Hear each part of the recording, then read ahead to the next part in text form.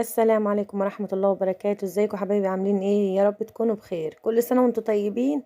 النهاردة هنعمل لكم الفول المدمس زي بتاع العربيات بالظبط وبتاع المحلات كده. احنا هنجيب الفول زي ما انتم شايفين. الحبة دي ما تجيبوش الحبة الصغيرة، الحبة الصغيرة ما بتبقاش حلوة. هنجيب احنا حوالي نص كيلو. طبعا لو عايزين تخزنوه هقول لكم ازاي. وهنجيب حوالي لتر ونص مية وهنحطه على الفول بعد ما نغسله ونسيبها حوالي 12 ساعة. بعد 12 ساعة هنلاقيه زي ما انتم شايفين كده. هو ما عملش معانا قوي، في كشكاشة لسه اهو. هنعمل ايه؟ هنجيب الدماسة بتاعتنا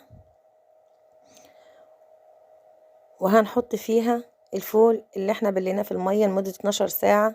طبعا في الحر ممكن ساعتين 3، انما احنا عشان في الشتاء حطيته من الليل لحد الصبح حوالي الساعة 6 كده. وهنضيف عليه مية سخنة، تكون مية مغلية في الكاتل او غلينها على النار لو مفيش كاتل. هنحط مية سخنة لحد ما نغطي الفول بتاعنا. طبعا الدماسة بتاعتنا زي ما انتم شايفين هنا بنملى لحد هنا الفول، والحد العلامة التانية دي هم عاملينها بنملى المية عشان الفوران بتاع الفول وهو بيغلي. وكده هناخده، وتكون العين بتاعتنا عين صغيرة اللي هنعمل عليها الفول، ويكون ليها شياطة او اللي انتوا شفتوها على البوتاجاز دلوقتي دي بتبقى جاية معاه. وهنحطها على النار العالية لحد ما يغلي. وبعد ما يغلي هنجيب نص ليمونة. نص ليمونة دي ليه؟ النص ليمونة دي بنضيفها بعد ما الفول ما يغلي عشان الفول ما يسودش معانا. بنعصرها. في ناس بيحطوا الليمونة سليمة، انما انا ما بحبش احطها عشان المرارة، فبشيل البذر منها وبعصر النص ليمونة. بس امتى؟ لما الفول يغلي معايا. طبعا احنا عصرنا النص ليمونة وبنقفل عليه، بنغطي الفول بتاعنا وبنسيبه. وبعد شوية بنشوفه بقى تاني، بنطلع حبة نشوف هو استوى ولا لا. وبنزود مية كل ما المية ما بتقل معانا عشان ما ينشفش معانا. بنضيف المية لحد العلامة وبنغطي عليه تاني. احنا لحد العلامة بنضيف المية زي ما انتم شايفين كده، مية سخنة، تكون معانا مية سخنة. طبعا احنا ممكن نحط حاجة فوق الدماسة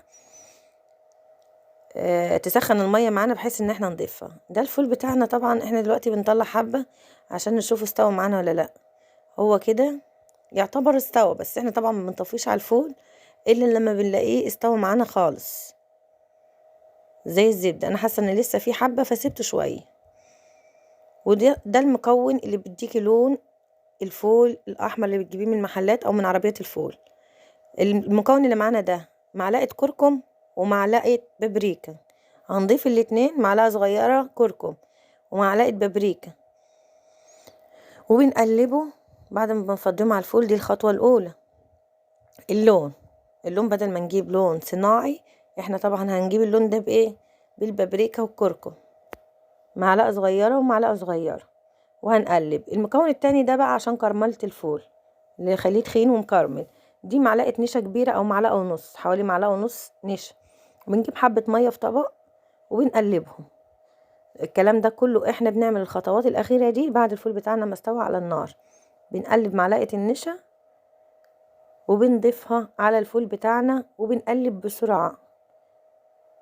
بعد ما بنضيفه بنقلب بسرعة عشان ما يكلكعش معانا النشا اللي احنا حطيناه. بنفضل نقلب. وده شكل الفول. شايفين شكله؟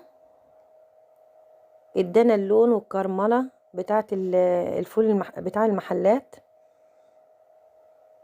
شايفين شكل الفول؟ وبألف هنا على صحتكم. كل سنة وانتم طيبين ورمضان كريم.